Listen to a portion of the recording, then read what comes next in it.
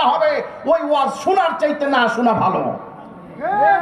তার চাইতে বরং এশার নামাজ জামাতের সঙ্গে পড়ে বাসায় ঘুম দিয়ে ফজরের নামাজটা যদি জামাতে পড়তা, তাহলে সারা রাত নফল ইবাদতের সব তোমার আমল নামায় লেখা হয়ে যেত।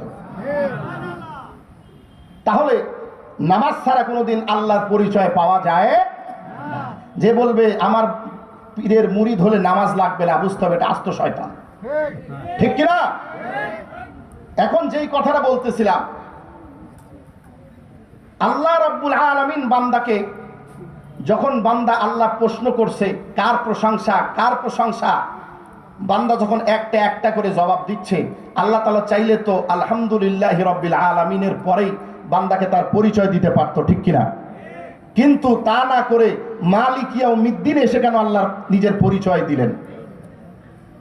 কথা বলেন, ব্যাখ্যা আছে না নাই? এইটা এবার বুঝায়। আগের যেই কথায় আসলাম এটা মনে আছে তো, 17 বছর কেন রহমত আসতে দেরি হলো? এইবার ব্যাখ্যা আনেন। কালু তার ঘরের ভেতরে, কালু তার ডাইনিং এ দাদার সঙ্গে বসে গল্প করতেছে, আর কালুর মা ঘরের মধ্যে লাইটটা অফ করে ঘুমায় আছে। কিছুক্ষণ পর কালুর মনে হয়েছে মায়ের কাছে যাবে, আছে না এরকম?